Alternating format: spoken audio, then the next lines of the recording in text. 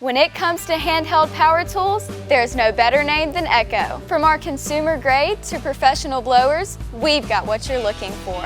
We have hedge trimmers, string trimmers, and pole pruners to cut any job down to size. And Echo's battery-powered equipment gives you gas-like performance without the hassle.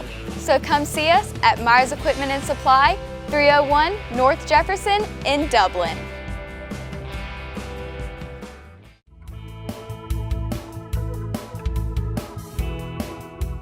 There's a lot of misconceptions about pre-existing conditions. Pre-existing condition can be covered right away.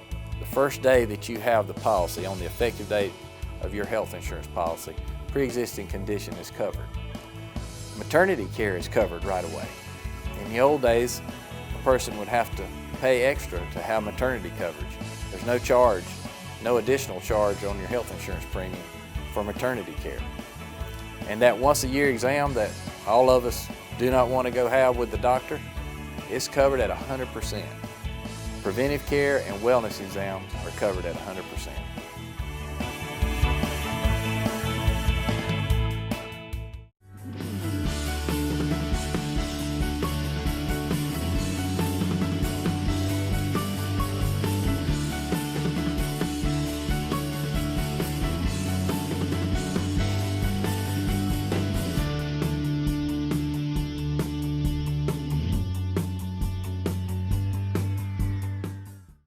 So we are going to start this morning with our segments, our updates from each, and we'll start with Ryan Waldrop from the Development Authority.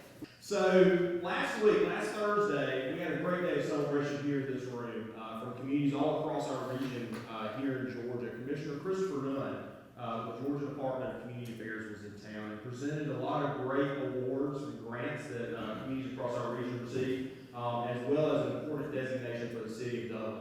So I'm going to go through those real quick so you notice we're in trouble when I bring notes up. But the city of Dublin was designated as a Georgia broadband ready community, so that's really great. It's going to help us as we market our community, prospects, and companies that are interested not only in locating here, but also looking at growing and expanding their operations here. Because especially since the pandemic started, we all realize how important it is to have good, reliable internet access at home for business and for education. So we're really pleased with that with the city of Dublin. The city of Dexter, right up the road, they received a $750,000 community development block grant, and that's going to help them with some much-needed system-wide water improvements throughout the community.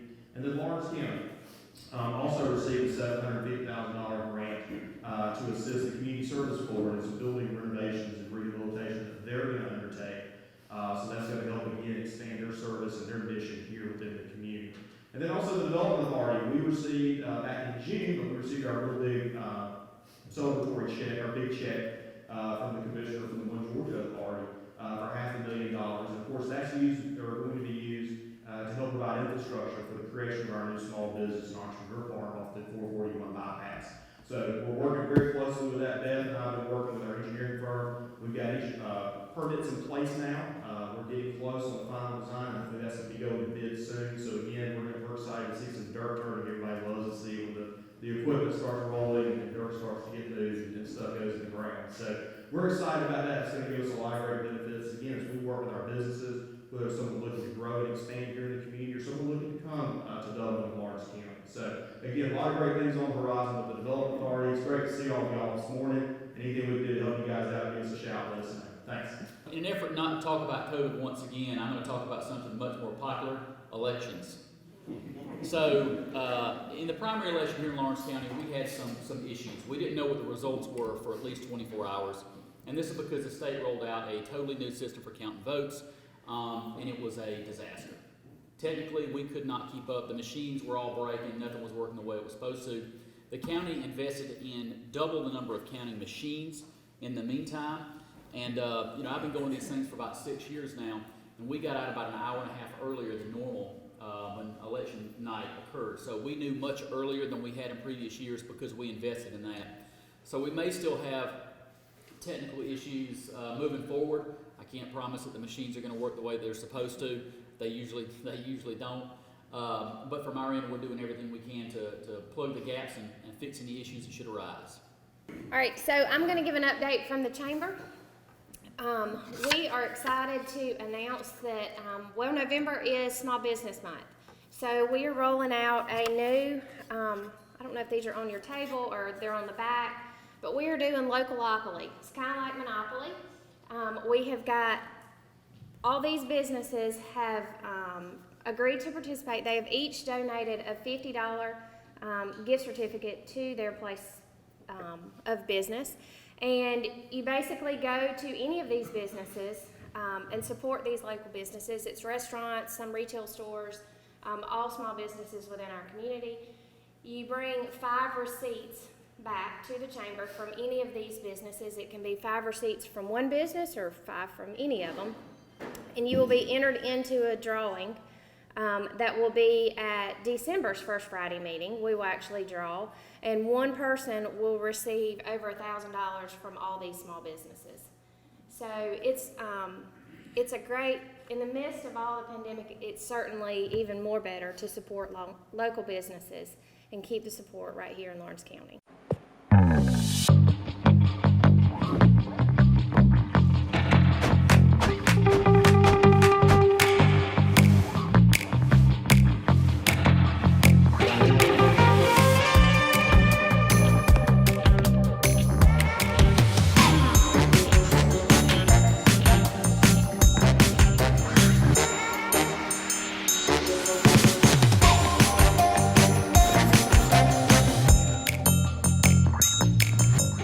Quality products and installations since 1985. That's 4 Seasons.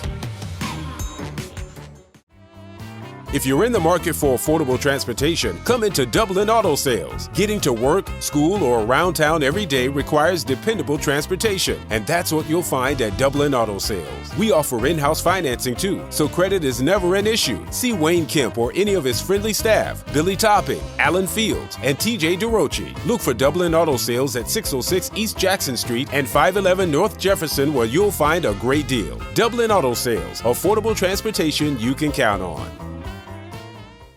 So next, we will let our sponsor, Mr. Frost, come. Thank you. Good morning. I'm the Homestead franchise owner in Dublin. We've been here for 14 years. I've been here all my life, but I was looking this morning. Homestead is now worldwide.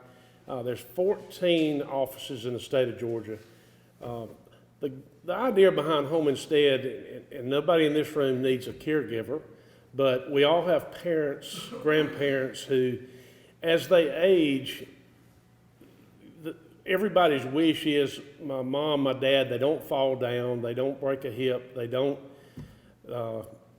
get to live at home. 95% of seniors, they want to stay home as long as they can. And so we employ caregivers to help accomplish that. This morning we had 121 active caregivers on our roster. We service an area, it's a territory, but it's from Lawrence County down to Bullock County. And we probably in about 10 counties, 10 or 12 counties right now that we actually do work in. David is here with me this morning. He is my marketing and he's my everything guy, but we've got a strong staff. Located at 1101 Hillcrest Parkway. That is the location across from Kroger that we're seeing a lot of blue lights at right now. Because if you speed down Hillcrest, they're going to get you. And I don't really have a problem with that. I've watched people top that hill coming from the old Kmart area, almost coming off the ground when they hit that hill at the red light. So we're glad to have some people slow down. But we love what we do. I was in sales before, and even though this is sales, it's so great to have families look at me or look at my staff or look at my caregivers and say, thank you so much for what you do.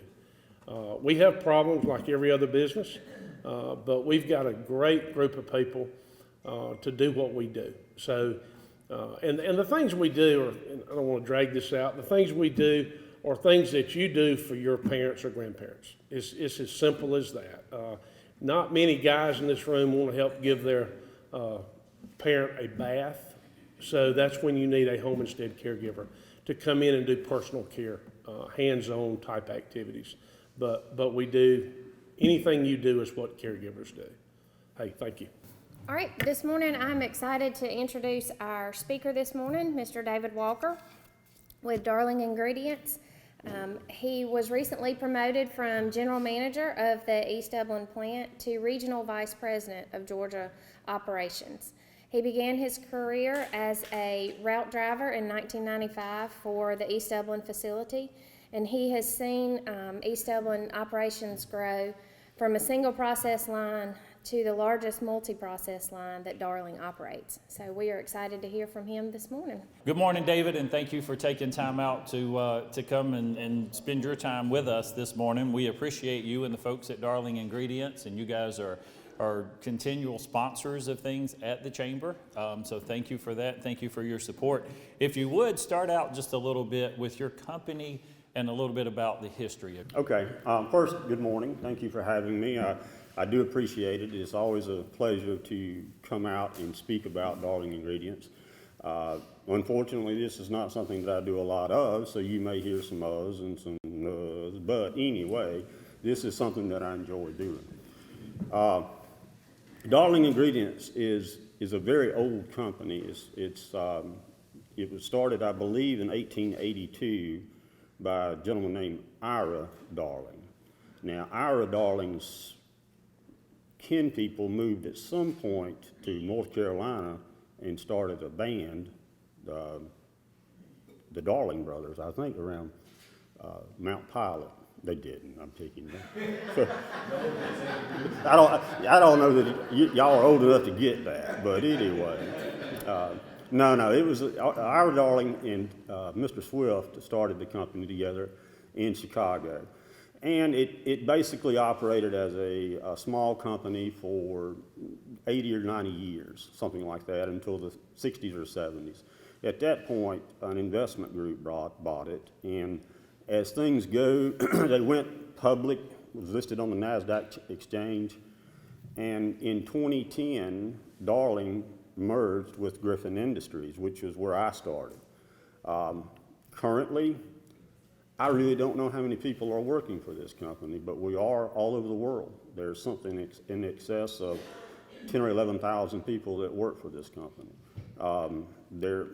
We have locations in Europe, South America. It's a worldwide company, and as I said, we're listed on the New York Stock Exchange. And it's all have a similarity, which is to either make a feed, a food, or a fuel. That similarity it bans the whole company throughout the world. So it's a very large, very diverse, extremely dynamic company. David, if you would, take a minute and tell us a little bit about what your day looks like, day-to-day operations for you and your plant. What do you do? Well, as it was just said, I was recently moved positions to another position, but for many years I was general manager at the East Dublin location. Buddy Coleman took my place. He's in the back there, and I appreciate having him.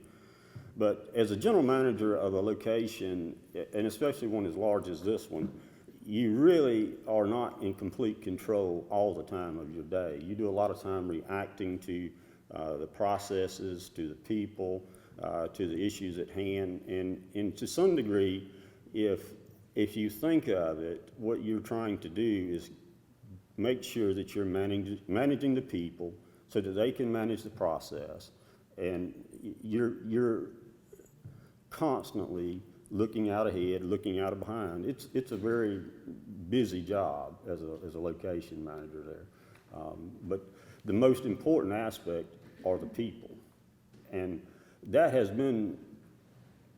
I don't really have any other one thing that I can point to that has made this location so expandable, except for the people in this area, the people that we attract and acquire and retain at the East Dublin location are they are the reason that this company is as successful as it is over there. So we're very proud and very happy to have this population. This is our home, and it makes things easier when you have good people. It's nothing personal. It's just business. Hello? That's how some people do things. Right away. To us, everything we do is personal. Because anyone can answer the call. It's who shows up that matters most. That's the quality of your independent agent and the company that stands behind them. Ask Curry Maffett Insurance in Dublin if auto owners make sense for you.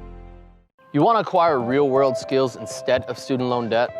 OFTC gives you an opportunity to succeed in a safe and caring learning community with flexible classes on campus and online. In just 2 years, you could be ready for a career in a lucrative field that you love. Whatever lies ahead, education and skills training from OFTC can give you the confidence to succeed. Oconee Fall Line Technical College. Think differently about college. OFTC is an equal opportunity institution. 3 different things I'm going to throw at you here. Competitors, customers, and suppliers. Okay. Who are those people for you? Well, competitors are, there's not many. There are a few. But the competitors that we do have are equally large companies because it takes a pretty large capital investment to get into this business. It's not something that you can start up, so to speak. It's a large investment. So this is a large company. But there are a couple of competitors. Tyson is one. That's a competitor that we have. And then Carolina Buy out of Valley Proteins is another. But one is located in the Carolinas and Virginias, and Tyson, Lord, they're everywhere.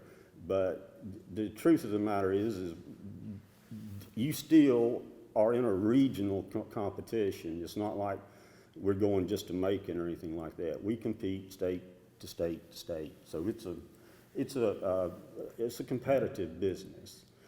Suppliers, interestingly enough, are there's many. There's really many. Dislocation Services, Claxton Poultry, Sanderson, Perry, Marietta.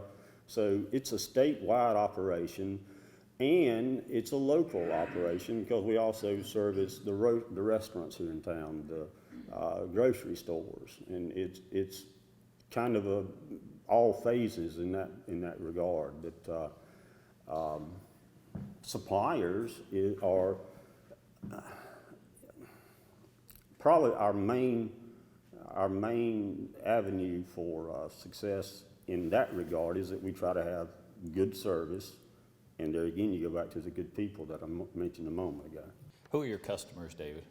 Well, my customers in Dublin, well, that's a hard question sometimes too, but it's either in the feed industry, for example, the poultry houses themselves that we acquire a lot of our raw material from, they are also our customer. They purchase a lot of the products back. Our main customer for our finished products are the pet food industry. The ingredients portion of Darling Ingredients means something.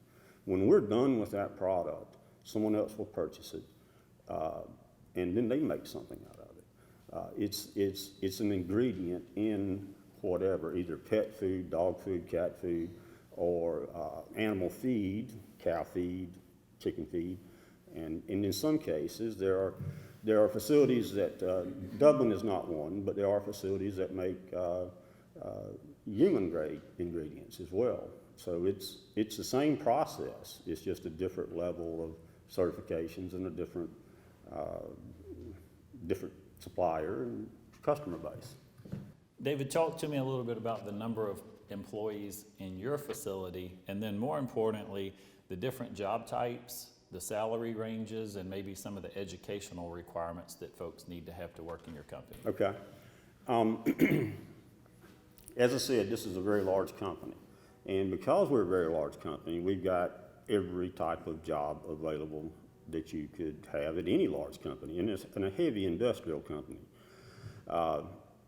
The typical applicant that comes into our East Dublin location that would not have any would not have any history of doing what we do, would be a younger person that comes in looking for an entry-level position. The good news that Darling offers to people that come in at that level is that this is a career position. This is a job that you can take and you can retire from if you're 22, 21, 18, and you come in and you work and you perform and you learn our industry. There's no limit to where you can go within this company.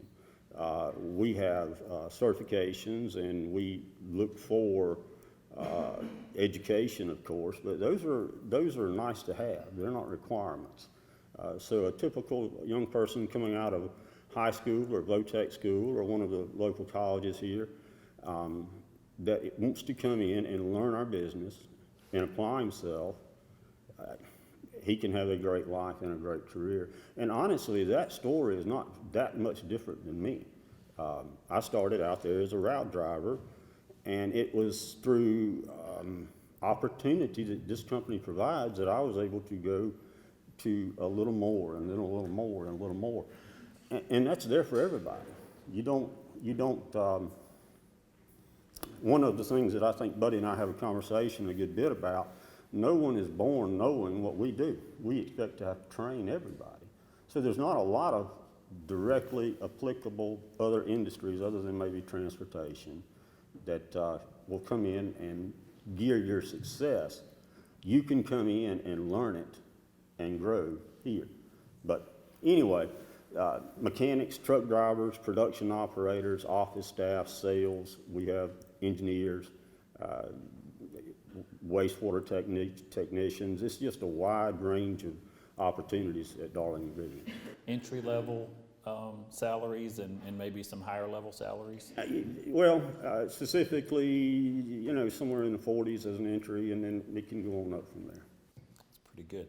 Okay, I don't want a whole lot of details, but if you could share with us a little bit about your processes. The details are probably not as exciting as you think they are.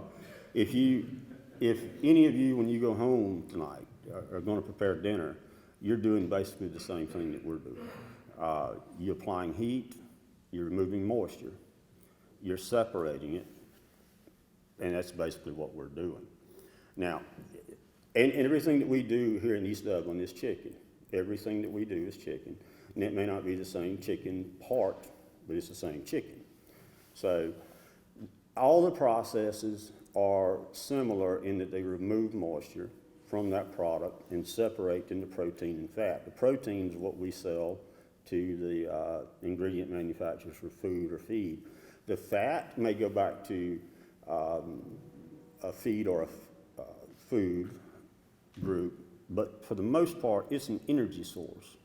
It's either an energy source in the form of calories or an energy source in the form of BTUs. A lot of our fat goes to the biodiesel manufacturers, and it's just taking and rendering down to its basic elements, protein and fat, or water.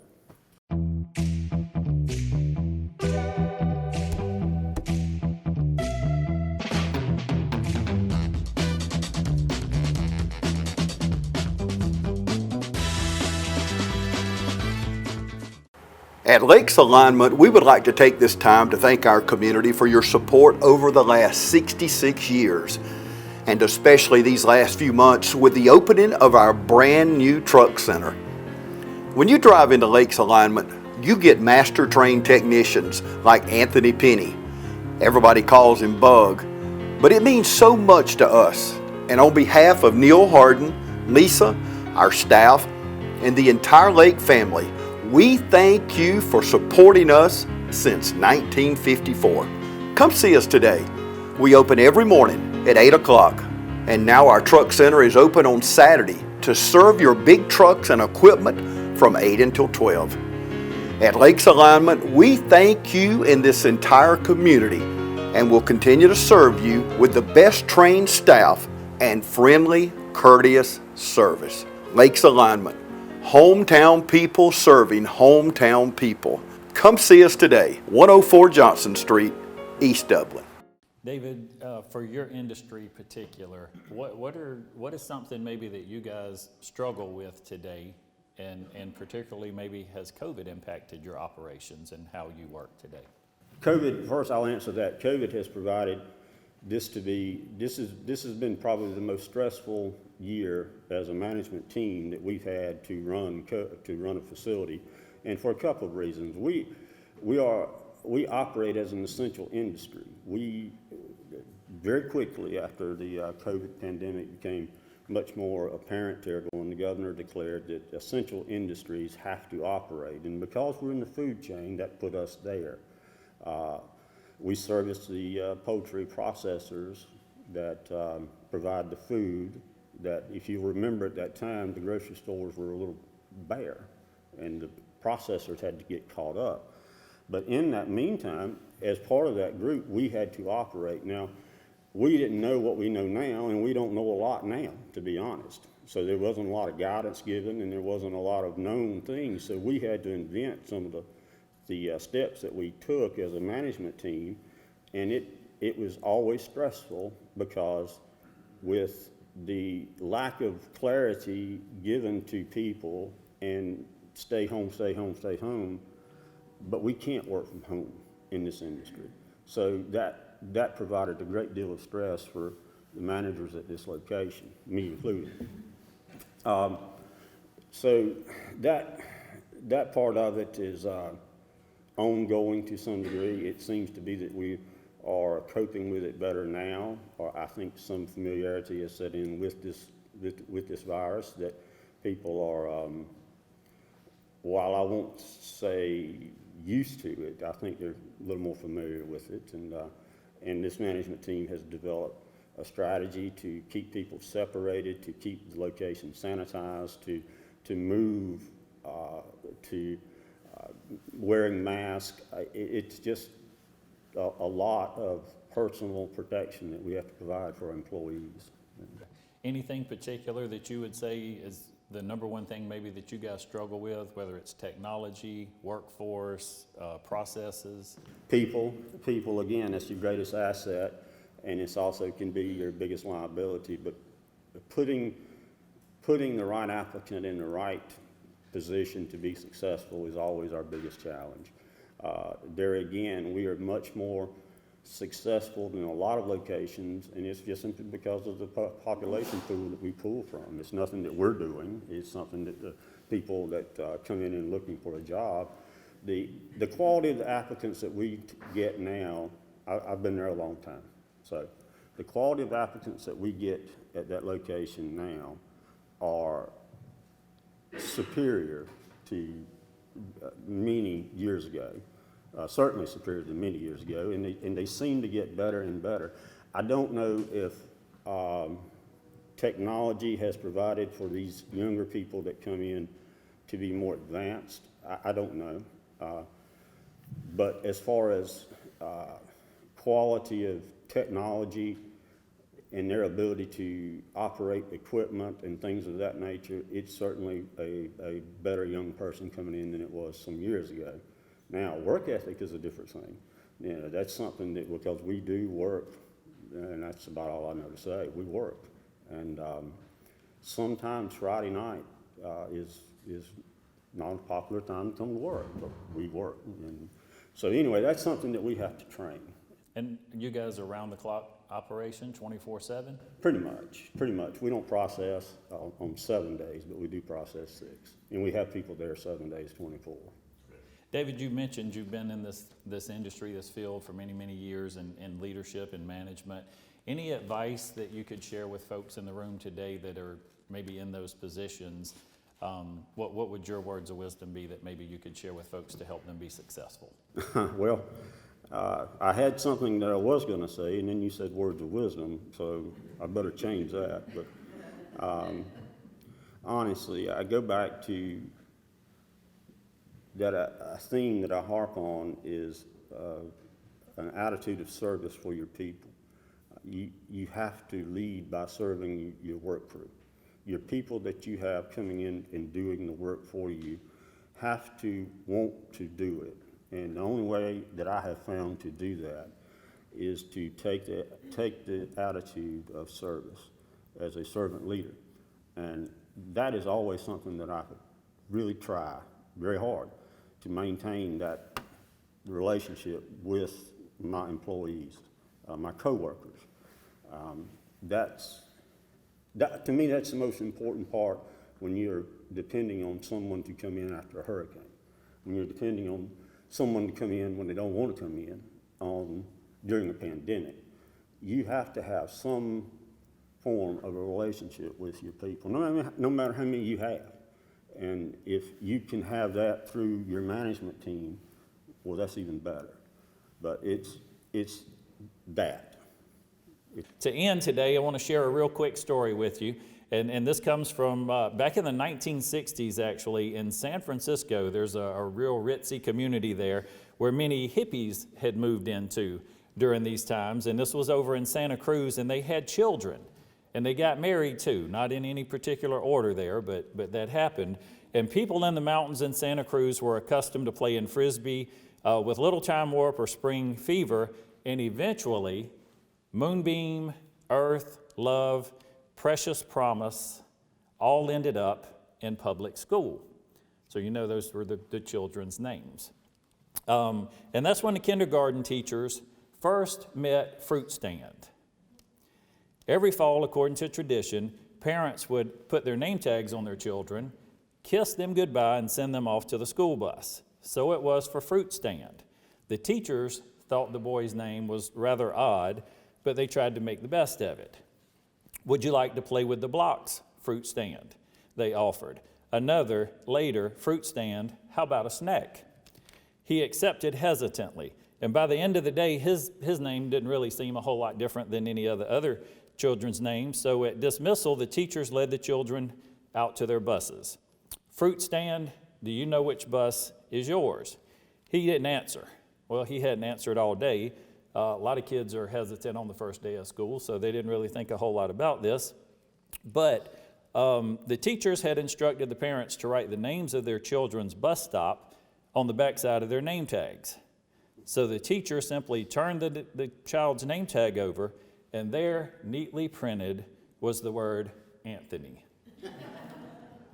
So I shared that with you to say this is part of the message I'm going to use on Sunday. Sometimes society doesn't know anything about you, but know that it's totally different when it comes to God. God knows you and God loves you. And I love you, and I want you to have a great day, because it's a great day for business in Dublin, Lawrence County. We're adjourned.